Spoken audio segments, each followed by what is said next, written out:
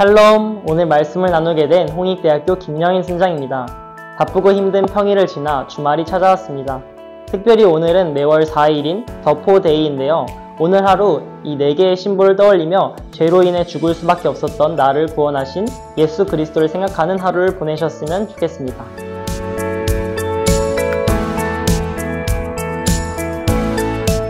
어제 말씀에서 아하수에로 왕은 자신의 명령을 듣지 않은 것에 대해 분노하여 와스디를 왕후 자리에서 폐위시킵니다. 하지만 오늘 본문 말씀은 아하수에로 왕의 분노가 가라앉아 와스디를 그리워하는 모습으로 시작됩니다. 그러자 왕의 신하들은 전국에서 아름다운 처녀들을 불러 모아 내시의 손에 맡겨 왕의 눈에 드는 자를 왕으로 삼으라고 제안합니다. 그리고 이번에도 왕은 이를 승낙하였고 이후 조서와 명령으로 반포되어 전국에서 아름다운 처녀들이 수산으로 모이게 됩니다. 아름다운 처녀들 가운데에는 에스더도 있었는데 그녀는 용모가 곱고 아름다웠으며 사촌 모르드게의 손에 자랐던 처녀였습니다. 모르드게와 에스더는 바벨론의 포로로 잡혀온 유다인의 후손이었기 때문에 다른 사람들보다 쉽게 불이익을 당할 수도 있는 처지라 자신의 신분을 함부로 드러낼 수 없었습니다. 그래서 모르드게는 에스더에게 자기의 민족과 종족을 말하지 말라고 사전에 명령하였습니다. 하지만 에스더가 왕궁에 갔을 때 궁녀를 주관하는 내시 헤게는 에스더를 좋게 여기고 몸을 정결하게 할 물품과 먹을 것도 주며 아름다운 처소로 옮기게 해주는 등 에스더에게 은혜를 베풀었습니다. 오늘 본문에서 아하수에로 왕과 신하들은 와스디 폐위 이후 주도 면밀하게 차후 왕후의 자리에 대하여 계획을 세우고 실행하는 듯 보입니다. 하지만 그 이면에는 하나님께서 모든 것을 주관하고 계신 것을 알 수 있습니다.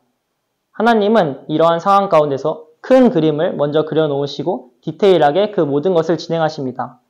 새로운 왕을 뽑아 전국에서 아리따운 처녀를 모으는 것부터 그 과정에서 책임자로 헤게라는 인물을 등장시키고 모르드게와 에스더가 등장하여 선택받는 이 모든 과정을 진행해 가십니다. 절체절명의 위기에서 유다 백성을 구원하고자 하시는 하나님의 큰 그림 가운데서 역사하시는 하나님의 섭리를 발견할 수 있습니다. 그리고 하나님께서는 그 당시에만 이러한 그림을 그리시는 분이 아니십니다. 이미 모든 것을 창세 전부터 계획하셔서 여전히 이 세상 가운데서 큰 그림들과 디테일들을 채워넣고 계십니다. 가장 감사한 것은 이 계획이 우리의 삶 가운데도 진행되고 있다는 것입니다. 여러분은 인생의 여정 가운데서 하나님의 섭리와 개입들을 경험하고 계십니까? 저는 최근 진로에 대한 고민과 저의 부족한 세상적 스펙으로 인해 크게 낙심했던 적이 있었습니다. 이때 저는 말씀을 읽고 싶다는 생각이 강하게 들었고 말씀을 읽고 간절히 기도하던 중에 하나님이 엄청난 깨달음을 저에게 주셨습니다. 너희는 먼저 그의 나라와 그의 의를 구하라. 그리하면 이 모든 것을 너희에게 더하시리라. 마태복음 6장 33절 말씀 아멘. 하나님께서는 낙심하고 있던 저에게 이 말씀을 보여주셨고 계속 생각나게 하셨습니다. 세상의 기준에 맞춰서 살아가는 것이 아니라 하나님의 나라와 그의 의를 구할 때 모든 것을 나에게 주신다는 이 말씀은 저에게 강한 확신과 자신감을 주었습니다. 하나님께서는 항상 우리와 함께 계시며 우리의 모든 일 가운데 직접 디테일하게 개입하셔서 우리의 앞날을 이끄시는 분이라는 사실을 깨달아야 합니다.